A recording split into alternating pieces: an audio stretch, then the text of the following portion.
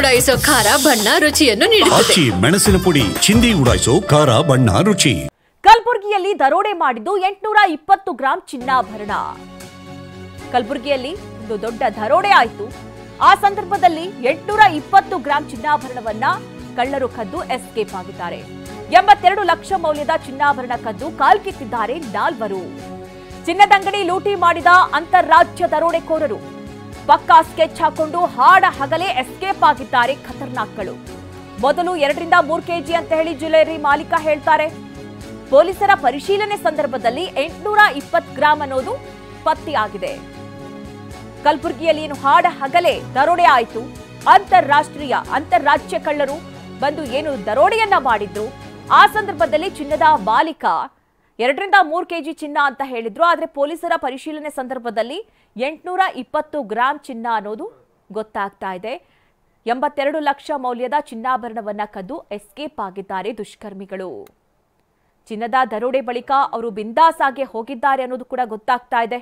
ಅಂದ್ರೆ ಯಾವ ರೀತಿ ಪಕ್ಕಾ ಪ್ಲಾನ್ ಅನ್ನ ಮಾಡ್ಕೊಂಡಿದ್ರು ನೋಡಿ. ಏನು ನೀವು ಸಿಸಿಟಿವಿ ಫುಟೇಜ್ ಅನ್ನ ಗಮನಿಸ್ತಾ ಇದ್ದೀರಿ. ಮೊದಲನೇದಾಗಿ ವ್ಯಕ್ತಿ ಹೋಗ್ತಾನೆ, ಏನೂ ಗೊತ್ತಿಲ್ಲ, ಏನೂ ಅರಿವಿಲ್ಲ ಅನ್ನುವಂಥ ರೀತಿಯಲ್ಲಿ ಆತ ಹೋಗ್ತಾ ಇರುವಂಥದ್ದು. ಜನಸಾಮಾನ್ಯರ ರೀತಿಯಲ್ಲಿ ಆತ ಹೋಗ್ತಾ ಇರೋದು. ಏನು ಯೆಲ್ಲೋ ಶರ್ಟ್ ಅಲ್ಲಿ ಗಮನಿಸ್ತಾ ಇದ್ದೀರಿ ವ್ಯಕ್ತಿ. ಯಾವ ಅನುಮಾನವೂ ಕೂಡ ಬಾರದಂತೆ ನೀವೇನು 2 ಫುಟೇಜ್ ಅನ್ನ ಗಮನಿಸ್ತಾ ಇದ್ದೀರಿ. ಆತ ಯೆಲ್ಲೋ ಶರ್ಟ್ ನಲ್ಲಿ ಬರ್ತಾ ಇರುವಂತಹ ವ್ಯಕ್ತಿ ಆತನೇ ದರೋಡೆ ಮಾಡಿರುವಂಥದ್ದು.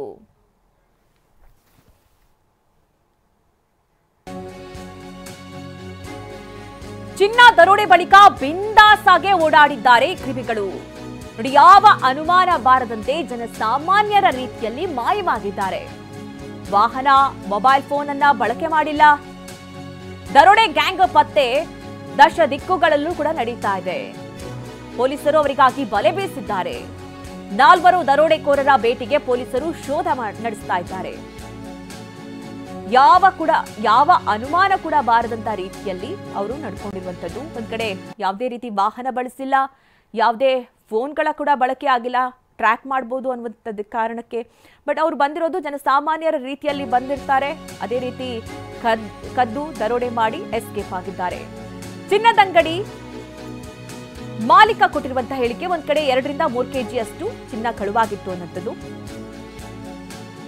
ಇನ್ನೊಂದ್ ಕಡೆ ಅವ್ರು ಯಾವ ರೀತಿ ಬಂದಿದ್ರು ಅನ್ನೋದನ್ನ ಕೂಡ ಗಮನಿಸ್ತಾ ಇದ್ದೀವಿ. ಚಿನ್ನ ದರೋಡೆ ಮಾಡಿದ ಬಳಿಕ ಜನಸಾಮಾನ್ಯರ ರೀತಿಯಂತೆ ಅವರು ಹೆಜ್ಜೆ ಹಾಕಿದ್ದಾರೆ. ಸರಾಫ್ ಬಜಾರ್ನಿಂದ ತಹಶೀಲ್ದಾರ್ ಕಚೇರಿಯವರೆಗೆ ಕೂಡ ಹೋಗಿದ್ದಾರೆ. ಅಲ್ಲಿ ಆಟೋ ಹತ್ತಿ ಎಸ್ಕೇಪ್ ಆಗಿದ್ದಾರೆ ದರೋಡೆಕೋರರು. ಬಸ್ ನಿಲ್ದಾಣದವರೆಗೆ ಆಟೋದಲ್ಲೇ ತೆರಳಿ ನಂತರ ಆ ಗ್ಯಾಂಗ್ ಪರಾರಿಯಾಗಿದೆ. ದರೋಡೆಕೋರರ ಗ್ಯಾಂಗ್ ಆಟೋದಲ್ಲಿ ಪರಾರಿಯಾಗಿರುವಂತಹ ದೃಶ್ಯಗಳನ್ನ ಕೂಡ ನೀವು ಗಮನಿಸ್ತಾ ಇದ್ದೀರಿ. ನೋಡಿ, ಒಂದ್ ಕಡೆ ಯಾವುದೇ ರೀತಿ ಅನುಮಾನ ಬರದ ರೀತಿಯಲ್ಲಿ ನಡ್ಕೊಂಡೇ ಬರ್ತಾರೆ. ಆ ನಂತರದಲ್ಲಿ ಅವರು ಸಿಸಿಟಿವಿ ದೃಶ್ಯ 2ರಲ್ಲಿ ಏನ್ ಗಮನಿಸ್ತಾ ಇದ್ದೀರಿ, ಅಲ್ಲಿ ಆಟೋವನ್ನ ಹತ್ತಾರೆ. ಆಟೋ ಹತ್ತಿದ ನಂತರದಲ್ಲಿ ಒಂದು ಸ್ವಲ್ಪ ದೂರ ಕ್ರಮಿಸಿದ ನಂತರದಲ್ಲಿ ಎಲ್ಲರೂ ಕೂಡ ಎಸ್ಕೇಪ್ ಆಗ್ತಾರೆ. ಅಂದ್ರೆ ಯಾವುದೇ ರೀತಿ ಒಂದು ಸಣ್ಣ ಸುಳಿವು ಕೂಡ ಇಲ್ಲ. ಯಾಕಂದ್ರೆ ವಾಹನದ ನಂಬರ್, ಅಂದ್ರೆ ವಾಹನ ಕೂಡ ತಂದಿಲ್ಲ, ಹಾಗಾಗಿ ವಾಹನದ ನಂಬರ್ ಕೂಡ ಕ್ಯಾಪ್ಚರ್ ಆಗೋದಿಲ್ಲ. ಇನ್ನೊಂದ್ ಕಡೆ ಅವರು ಫೋನ್ ಬಳಕೆ ಕೂಡ ಮಾಡೋದಿಲ್ಲ. ಜನಸಾಮಾನ್ಯರ ರೀತಿಯಲ್ಲಿ ಬಂದು ಅಲ್ಲಿ ಚಿನ್ನ ಕದಿತಾರೆ, ಅದೇ ರೀತಿಯಲ್ಲಿ ನಡ್ಕೊಂಡು ಹೋಗ್ತಾರೆ, ನಂತರ ಆಟೋ ಹತ್ತಿ ಎಸ್ಕೇಪ್ ಆಗ್ತಾರೆ. ಈ ಬಗ್ಗೆ ಹೆಚ್ಚಿನ ಡೀಟೇಲ್ಸ್ ಅನ್ನ ನೀಡ್ತಾರೆ ನಮ್ಮ ಪ್ರತಿನಿಧಿ ದತ್ತಾತ್ರೇಯ ಪಾಟೀಲ್. ನೇರ ಸಂಪರ್ಕದಲ್ಲಿ ನಮ್ಮನ್ನ ಜಾಯ್ನ್ ಆಗ್ತಾ ಇದ್ದಾರೆ. ನಿಜಕ್ಕೂ ಇದು ಪಕ್ಕಾ ಪ್ಲಾನ್ ಅನ್ನಿಸ್ತಾ ಇದೆ ದತ್ತಾತ್ರೇಯ ಪಾಟೀಲ್. ಯಾಕೆಂದ್ರೆ ಅವರು ಯಾವುದೇ ರೀತಿ ವಾಹನ ಇಲ್ಲ, ಮೊಬೈಲ್ ಇಲ್ಲ, ಸಾದಾ ಸೀದಾ ಬರ್ತಾರೆ, ಹಾಗೆ ಕದಿತಾರೆ, ಎಸ್ಕೇಪ್ ಆಗ್ತಾರೆ. ಸದ್ಯ ಏನು ಅಪ್ಡೇಟ್ ಸಿಗ್ತಾ ಇದೆ, ಪೊಲೀಸರ ಪ್ರಾಥಮಿಕ ತನಿಖೆಯಲ್ಲಿ ಏನೆಲ್ಲ ಗೊತ್ತಾಗಿದೆ ದತ್ತಾತ್ರೇಯ? ಮಧು, ನಿಜಕ್ಕೂ ಇದೊಂದು ಪಕ್ಕಾ ಪ್ರೀ ಪ್ಲಾನ್ ಅಂತಲೇ ಹೇಳ್ಬೋದು. ಯಾಕಂತಂದರೆ ಇಬ್ಬರು ಮೊದಲಿಗೆ ಬಂದು ಏನು ಅಲ್ಲಿ ಇರ್ತಕ್ಕಂಥ ಗೋಲ್ಡ್ ಅಂಗಡಿ ಏನಿದೆ ಆ ಜ್ಯುವೆಲರಿ ಶಾಪನ್ನು ವಾಚ್ ಮಾಡ್ತಾರೆ.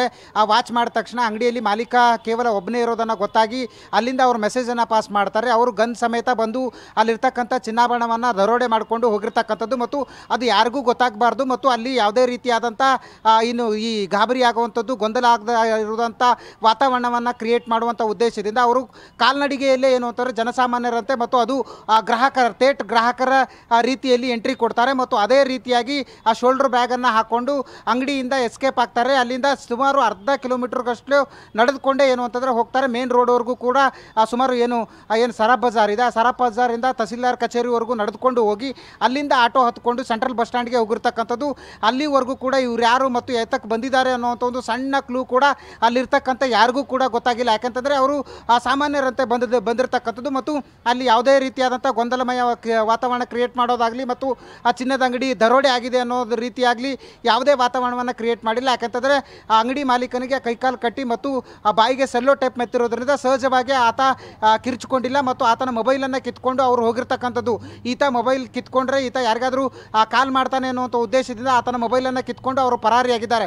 ಇದೆಲ್ಲ ಒಂದು ಕಡೆ ಆದರೆ ಸದ್ಯ ಆ ಪೊಲೀಸರು ಕೂಡ 5 ತಂಡಗಳ ರಚನೆ ಆಗಿದೆ. 5 ತಂಡಗಳು ಸದ್ಯ ಆ ತನಿಖೆಯನ್ನು ನಡೆಸ್ತಾ ಇದೆ. ಆತ ಆ ಬಸ್ ಹತ್ಕೊಂಡು ಅಂತಾರಾಜ್ಯಕ್ಕೆ ಪರಾರಿಯಾಗಿದ್ದಾನೆ ಅನ್ನುವಂಥ ಒಂದು ಮಾಹಿತಿ ಕೂಡ ಸದ್ಯ ಲಭ್ಯ ಆಗ್ತಾ ಇರತಕ್ಕಂಥದ್ದು. ಮಧು, ಇದೆಲ್ಲವೂ ಕೂಡ ಒಂದು ಕಡೆ ಆದರೆ ನಿನ್ನೆ ಖುದ್ದು ಪೊಲೀಸ್ ಆಯುಕ್ತರೇ ಹೇಳಿದ್ರು 2 ರಿಂದ 3 kg ಬಂಗಾರ ದರೋಡೆ ಆಗಿದೆ ಅಂತ. ಸದ್ಯ TV9ಗೆ ಸಿಕ್ಕಿರ್ತಕ್ಕಂಥ ಮಾಹಿತಿ ಪ್ರಕಾರ ಆತ ಮೊದಲಿಗೆ 2 ರಿಂದ 3 kg ಬಂಗಾರ ಕಳುವಾಗಿದೆ ಅಂತ ಹೇಳಿದ್ದ. ಆದರೆ ಸದ್ಯ ಪೊಲೀಸರು ಪರಿಶೀಲನೆ ನಡೆಸಿದಾಗ ಮತ್ತು ಅಲ್ಲಿ ಆತನಿಂದ ಎಲ್ಲವನ್ನೂ ಮಾಹಿತಿ ಕೇಳಿದಾಗ ಸದ್ಯ ಏನು ಚಿನ್ನದ ಅಂಗಡಿಯಿಂದ ದರೋಡೆ ಆಗಿರ್ತಕ್ಕಂಥ ಬಂಗಾರ ಕೇವಲ 820 ಗ್ರಾಮ್ ಅನ್ನೋದು ಗೊತ್ತಾಗ್ತಾ ಇರ್ತಕ್ಕಂಥದ್ದು. ಮಧು. ಓಕೆ ದತ್ತಾತ್ರೇಯ, ಥ್ಯಾಂಕ್ ಯು ನಿಮ್ಮೆಲ್ಲ ಡೀಟೇಲ್ಸ್ಗಾಗಿ.